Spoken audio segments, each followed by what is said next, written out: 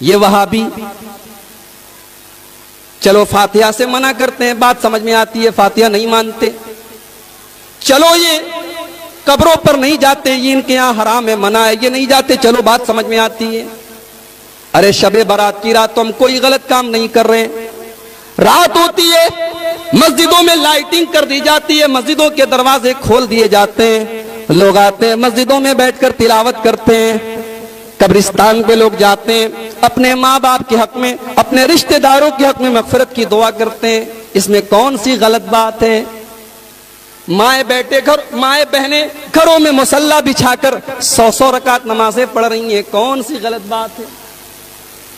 یہ وہابی تو نماز پڑھنے سے بھی منع کر رہے ہیں، یہ وہابی تو قرآن کی تلاوت سے بھی منع کر رہے ہیں، یہ وہابی تو تہجد پڑھنے سے بھی منع کر رہے ہیں، یہ اپنے ماں باپ کے لیے مغفرت کی دعا کرنے سے بھی منع کر رہے ہیں. میرے بھائیوں، اللہ گواہ ہے، ہمیں نہ نماز سے کوئی عداوت ہے، نہ ماں باپ کے لیے مغفرت کی دعا کرنے سے کوئی عداوت ہے، نہ قرآن کی تلاوت سے ہمیں کوئی عداوت ہے. ہمیں عداوت ہے تو ہر اس عمل سے جس عمل کے اوپر جناب محمد الرسول اللہ صلی اللہ علیہ وسلم کی مہر نہ ہو. ہم کہتے ہیں اتنی ہی برکت والی رات تھی تو جیسے میرے نبی رمضان کا آخری عشرہ آتا تھا، حضرت عائشہ کہتی ہیں کان رسول اللہ صلی اللہ علیہ وسلم اذا دخل العشر، جب رمضان کا آخری عشرہ آتا تھا اللہ کے پیارے حبیب احیا لیلہ وایقظ اہلہ وشد مئزرہ، اللہ کے نبی پوری رات جاگا کرتے تھے، اللہ کے نبی کمر کس لیتے تھے، رات برات تہجد کی نماز پڑھا کرتے تھے اور خود بھی پڑھتے تھے، اپنے گھر والوں کو بھی جگایا کرتے تھے. اگر آج کی یہ برکت والی رات ہوتی، اگر آج کی رات کی اتنی امپورٹنس ہوتی، اتنی اہمیت ہوتی، تو میرے نبی نے ایک تو صحیح حدیث ضرور مل گئی ہوتی، ایک دلیل تو ضرور مل گئی ہوتی، ایک صحیح حدیث تو ضرور مل گئی ہوتی کہ میرے نبی نے خود بھی یہ عمل کیا ہوتا اور صحابہ سے بھی کروایا ہوتا، اپنی بیویوں سے بھی کروایا ہوتا. دلیل ملی، کیسی دلیل ملی؟ آئیے ایک حدیث پڑھتا ہوں. ہمارے بغل میں شب برات کی فضیلت میں جلسے ہو رہے ہیں نا، ہر جلسے میں یہ حدیث ضرور پڑھی جاتی ہے.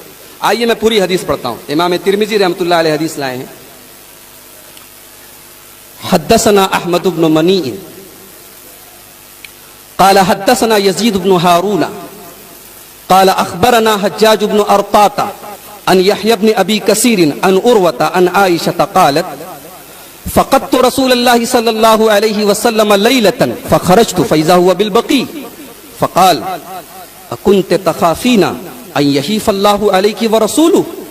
قلت يا رسول الله إني ظننت أنك أتيت بعض نسائك. فقال إن الله عز وجل ينزل ليلة النصف من شعبان فيغفر لأكثر من عدد شعر غنم كلب. رواہ الترمذی فی کتاب الصوم. میں نے پوری سند کے ساتھ حدیث پڑھی. امام ترمذی روایت کر رہے ہیں حضرت عائشہ سے. اما عائشہ کہتی ہیں ایک رات میں نے اپنے حبیب کو، اللہ کے پیارے رسول صلی اللہ علیہ وسلم کو بستر پر نہیں پایا تو میں نکل گئی، میں اللہ کے رسول کو تلاش کرنے کے لیے نکل گئی تو اللہ کے نبی مجھے کہاں ملے؟ بقیع کے قبرستان میں. کہاں ملے؟ بقیع کے قبرستان میں. جیسے ہی اللہ کے رسول کی نظر میرے اوپر پڑی، آپ نے فرمایا عائشہ کیا تم نے یہ سوچا کہ اللہ اور اس کے رسول تمہارے اوپر ظلم کریں گے؟ یعنی عائشہ کیا تم نے یہ سوچا کہ باری تو تمہاری تھی، دن تو تمہارا تھا اور میں تمہیں چھوڑ کر کسی اور بیوی کے پاس چلا گیا؟ حضرت عائشہ نے فرمایا نہیں ہے اللہ کے رسول، میں نے سمجھا کہ آپ کسی کام سے، کسی ضرورت سے، کسی غرض سے اپنی کسی بیوی سے ملنے کے لیے گئے ہوں. آپ نے فرمایا عائشہ 15 شعبان کی رات کو اللہ تبارک و تعالی نازل ہوتا ہے، اللہ تبارک و تعالی نازل ہوتا ہے، اللہ تعالی اترتا ہے اور قبیلہ بنو کلب کی بکریوں کے بالوں کی تعداد سے بھی زیادہ لوگوں کی مغفرت کرتا ہے. یہ حدیث شب برات کی فضیلت میں ٹاپ 10 حدیثوں میں سے. اس کو سب سے پہلے پڑھتے ہیں. اس حدیث کو میں نے سند کے ساتھ پڑھا ہے. آئیے ایک بار پھر سند پڑھتا ہوں. امام ترمذی کہتے ہیں حدثنا احمد بن منیع قال حدثنا یزید بن ہارون قال اخبرنا حجاج بن ارطاط ان یحیی بن ابی کثیر ان عروۃ عن عائشہ. یہ سند ہے. اس سند میں ایک راوی ہے حجاج بن ابی ارطاط. یہ کس سے روایت کر رہے ہیں؟ یحییٰ بن ابی کثیر سے. اور یحییٰ بن ابی کثیر کس سے روایت کر رہے ہیں؟ عروہ سے. اب امام ترمذی رحمۃ اللہ علیہ اس حدیث پاک کو بیان کرنے کے بعد خود کہتے ہیں سمعت محمدن، میں نے اپنے استاذ محترم امام المحدثین امیر المومنین فی الحدیث سیدنا امام بخاری رحمۃ اللہ علیہ کو یہ فرماتے ہوئے سنا کان یضعف ھذا الحدیث. امام بخاری کہتے ہیں یہ حدیث ضعیف ہے. کون کہہ رہا ہے؟ کون کہہ رہا ہے حدیث ضعیف ہے؟ کوئی یہ نہ کہے کہ وہابی کہہ رہا ہے. کون کہہ رہا ہے؟ بخاری کہہ رہا ہے. امام بخاری کہہ رہے ہیں. اور کعبے کے رب کی قسم، علم حدیث میں جو مقام امام بخاری کو حاصل ہے وہ کسی اور کو حاصل ہے. امام بخاری کسی راوی کے بارے میں کمنٹ کر دیتے ہیں فیہ نظر، اس راوی کی حدیث کو تھوڑا سوچ وچار کر لیا کرو. یہ نہیں کہتے کہ ریجیکٹ کر دو. امام بخاری اگر کسی راوی کے بارے میں صرف اتنا بول دیں فیہ نظر، اس راوی کی حدیث کو سوچ سمجھ کر لیا کرو، تو علماء کا اتفاق ہے، محدثین کا اتفاق ہے، فقہاء کا اتفاق ہے کہ وہ حدیث ریجیکٹیبل ہے، وہ حدیث مردود ہے، وہ حدیث قبول نہیں کی جائے گی، کیونکہ اس کے راوی کے بارے میں امام بخاری کا اتنا زبردست کمنٹ ہے. امام بخاری بول رہے ہیں یہ حدیث ضعیف ہے. اچھا یہ تو سند ہے. اچھا امام بخاری حدیث کو ضعیف بتاتے ہیں، وجہ کیا بتاتے ہیں؟ امام بخاری کہتے ہیں، اور یہ جملہ بھی ترمذی کے اندر موجود ہے، امام بخاری کہتے ہیں اس حدیث میں ایک راوی ہے حجاج بن ابی ارطاط، اس نے یہ حدیث روایت کی ہے یحییٰ بن ابی کثیر سے، جبکہ دونوں کے بیچ میں سما ثابت ہے. اب میں یعنی کہ عبدالغفار سلفی اگر میں کوئی حدیث بیان کروں اور میں کہوں کہ میں نے یہ حدیث مولانا حیات اللہ بنارسی سے سنی ہے یا مولانا ابو القاسم صاحب بنارسی سے سنی ہے، تو لوگ ہنسیں گے، بولیں گے ارے دیکھو یہ جھوٹ بول رہا ہے، یہ جھوٹ بول رہا ہے. مولانا ابو القاسم صاحب بنارسی کب پیدا ہوئی؟ 1900 کب انتقال ہوا؟ 1949 میں. یہ 1986 میں پیدا ہوا. یہ بول رہا میں نے حدیث سنا ہے. تو ایسی حدیث کو ریجیکٹ کر دیا جاتا ہے. ایسی حدیث منقطع مانی جاتی ہے جس میں دو راویوں کے بیچ میں ڈس کنیکشن ہو، ایک راوی دوسرے راوی سے روایت کر رہا ہے لیکن دونوں کے بیچ میں سما ثابت نہیں. تو امام بخاری بول رہے ہیں کہ اس حدیث کا راوی حجاج بن ابی ارطاط، یہ حدیث جس سے روایت کر رہا ہے یحییٰ ابن ابی کثیر، دونوں کا سما ثابت نہیں ہے. اور یحییٰ ابن ابی کثیر اس حدیث کو روایت کر رہے ہیں عروہ سے، اور ان کا بھی سما ثابت نہیں. یعنی حدیث میں دو جگہ ڈس کنیکشن ہے، حدیث میں دو جگہ انقطاع ہے، حدیث منقطع ہے. ایک بے بنیاد حدیث کی بنیاد پر ہم شب برات منائیں؟ اہل حدیث کا مسلک اتنا کمزور نہیں ہے، دین کو ہم اتنا کمزور نہیں سمجھتے کہ ضعیف اور موضوع اور من گھڑت روایات کی بنیاد پر ہم کوئی عمل شروع کریں.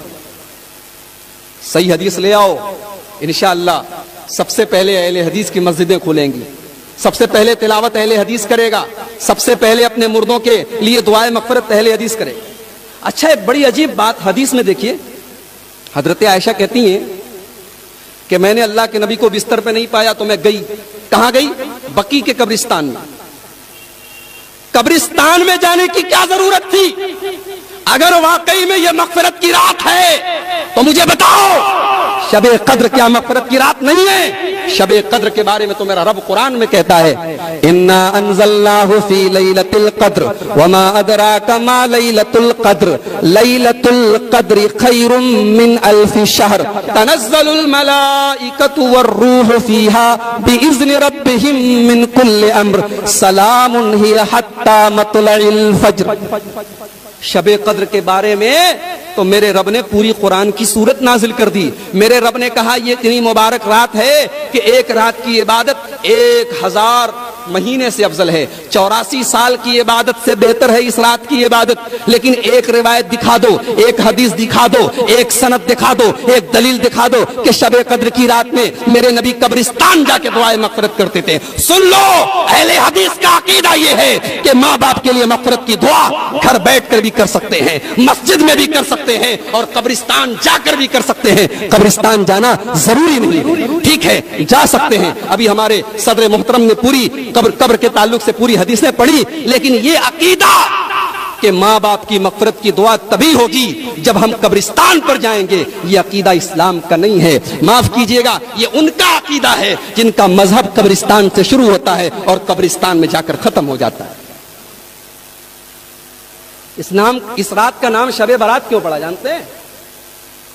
براءت، یہ براءت بنا ہے تبرہ سے، یہ براءت بنا ہے تبرہ سے، اور تبرہ یہ روافض کی اصطلاح ہے، یہ ابو بکر و عمر کے دشمنوں کی اصطلاح ہے، یہ صحابہ کو گالیاں دینے والوں کی اصطلاح ہے، جو نماز میں جب تک حضرات شیخین کے اوپر، سیدنا ابو بکر صدیق کے اوپر، حضرت عمر فاروق کے اوپر جب تک براءت کا اظہار نہ کر لیں، جب تک ان سے اپنے آپ کو بری نہ کر لیں، ان کی نماز قبول نہیں ہوتی۔ اور جو اپنی آنکھوں میں یہ سپنا سجوئے ہیں کہ جب ہماری حکومت ہوگی مکہ اور مدینہ پر تو ہم ابو بکر کی قبر سے اور عمر کی قبر سے ان کی لاشوں کو نکال کے سولی پہ لٹکائیں گے، جن کا یہ سپنا ہے، ان کے لیے یہ شب برات، یہ تبرے کی رات ہے، یہ برات کی رات ہے، یہ صحابہ سے تبرہ اور صحابہ سے اپنے آپ کو بری کرنے کی رات ہے۔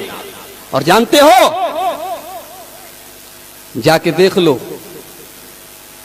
روافض کے یہاں آج کی رات کی بڑی اہمیت ہے۔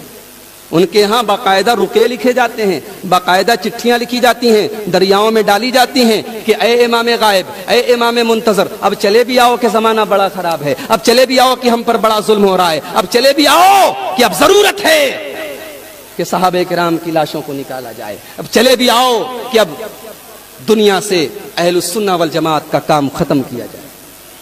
یہ ان کا عقیدہ ہے، یہ ان کا مسلک ہے۔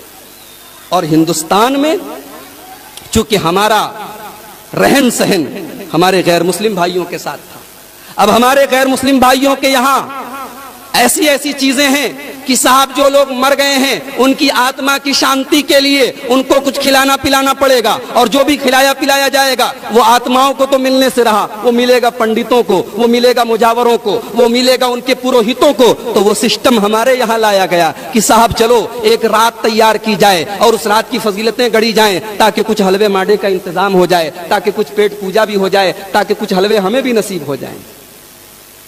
اور دلیل کیا دی جاتی ہے کہ جنگ احد کے موقع پر اللہ کے پیارے رسول صلی اللہ علیہ وسلم کا دانت ٹوٹ گیا تھا، آپ کے دندان مبارک شہید ہو گئے تھے۔ ارے عقل کے اندھو، جنگ احد شوال میں ہوئی تھی، یہ 15 شعبان ہے، شعبان اور شوال کے بیچ میں 2 مہینے کا گیپ ہے۔ عید پر تم بھی حلوہ کھاؤ، ہمیں بھی کھلاؤ، ہمیں کوئی اعتراض نہیں۔ لیکن آج کے دن یہ دراصل نقالی ہے، یہ غیر مسلموں کی مشابہت ہے، اور یہ اس قوم کے ساتھ رہنے سہنے کی وجہ سے یہ چیزیں ہمارے اندر آئی ہیں۔ اہل حدیث کا یہ عقیدہ ہے کہ کوئی عمل اچھا تب تک نہیں ہو سکتا جب تک 2 شرائط نہ پائی جائیں۔ پہلی شرط، عمل خالص اللہ کے لیے کیا جائے، عمل صرف اللہ کے لیے کیا جائے، اس کے اندر ذرہ برابر بھی اگر ریاکاری آ گئی، اگر دکھاوا آ گیا، اگر کسی اور کو خوش کرنے کی نیت آ گئی، ہائے ہائے، اس کی بربادی نہ